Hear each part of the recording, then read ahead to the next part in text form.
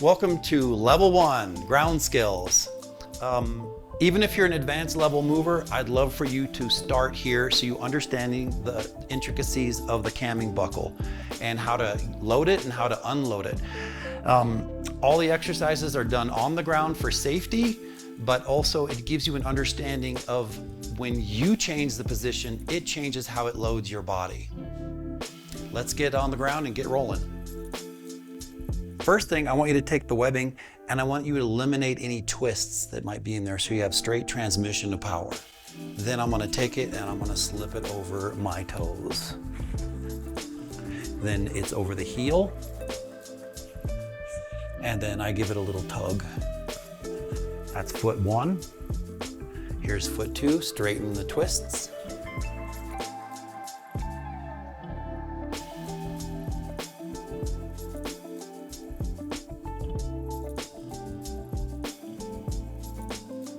Another tug. Now I'm ready to go. So I'm going to teach you how to load.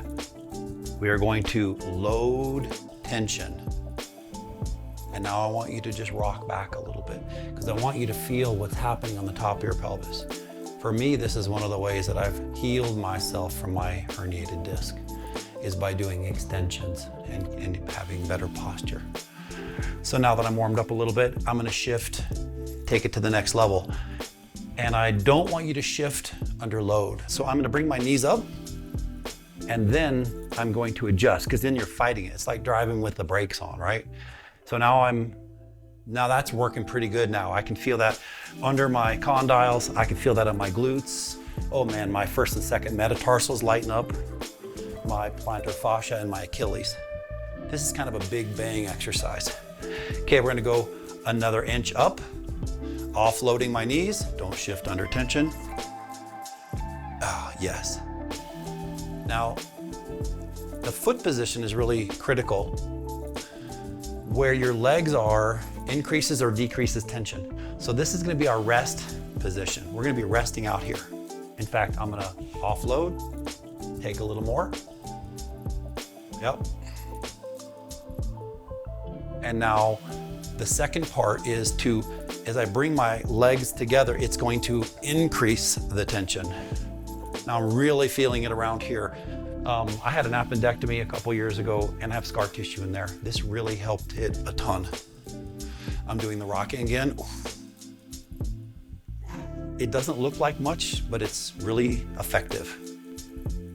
Okay, so now we're gonna lay back. I'm gonna offload a slight amount. That's a little bit, see, I didn't unload enough tension and it made that chirping sound. There. Okay, now that I'm more neutral, I'm gonna lay back. So now here I am in wide again. This is the beginning place. And now I'm gonna work towards the center. Now I'm doing that, I'm feeling this all across my pelvis. Now my shoulders and my trapezoids are getting a workout as well.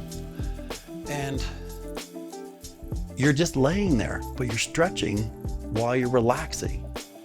So now I'm increasing the tension the closer I get to the midline. So when I bring my feet right touching, I'm feeling my shoulders light up, my pelvis is lighting up, my feet, my legs, and I'm gonna pulse that a few times.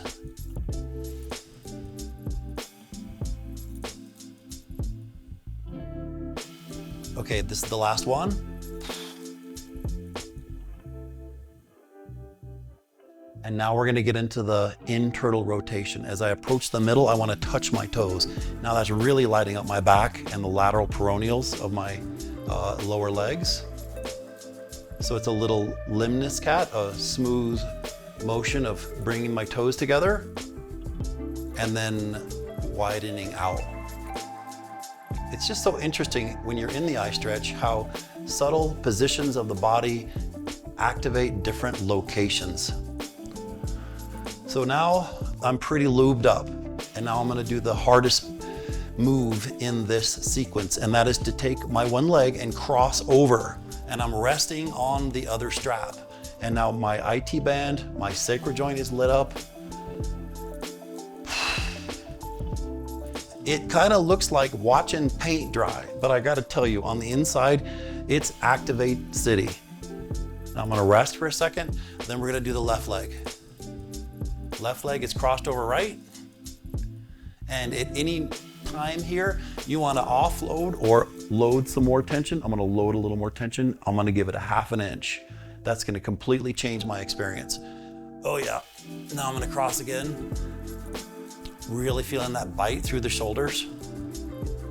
Some of you might not like the sensation you feel on the waist belt, but it's designed to give you a therapeutic touch. This whole device is like having a personal trainer that you travel with and that you can work with every day. And that's the beautiful thing about the iStretch, is that it's infinitely adjustable. And you're not having to use your upper body to try to relax your lower half. You're not having to do the tug of war. So now let's do another exercise. I'm gonna show you Ninja. So we're gonna draw one side in, left foot all the way to my groin, lay it down. My toes are rolling over into plantar flexion, and then I'm doing a full adductor stretch. So for me, it's like, yeah, ninja, you know, flying through the air, being suspended on ropes in a Bruce Lee movie. And this is a great big bang exercise. I can just hang out here.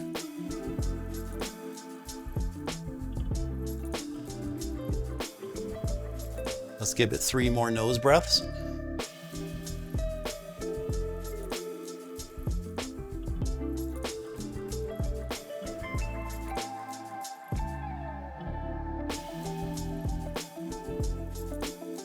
And then let's switch it to other side. So offloading.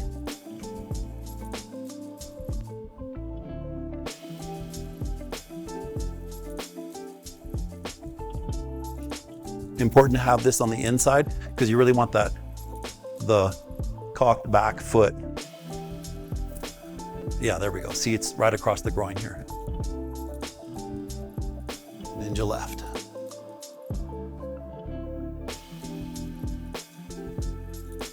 For you folks that have knee injuries, this is fantastic because it's not quite, it's a bit of a quad stretch, but it really works that whole capsule of the knee. 3 deep nose breaths.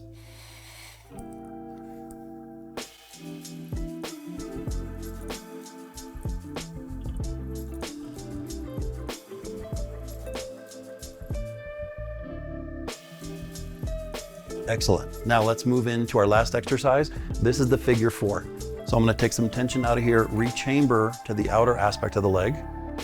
I'm going to have this pretty tight up against my butt. And then we're just going to cross. Now, because I have control of this, the toes, I'm rolling the entire foot inside. So it's really going to work this lateral malleolus and the peroneals. If you have ever had an ankle strained or a sprained ankle, this is really, really important. Again, it's also working the knees, and I can feel my bursitis in that left hip being activated as well. So, I mean, super simple. I mean, to do this in a normal yoga class, you got to have a fair amount of flexibility. You know, one leg is up, you have to have enough strength and also flexibility to grab your down leg, but not anymore. This is super chill Teo yoga. So I'm going to take some tension out of here, rechamber to the outer aspect of the leg. I'm going to have this pretty tight up against my butt, and then we're just going to cross.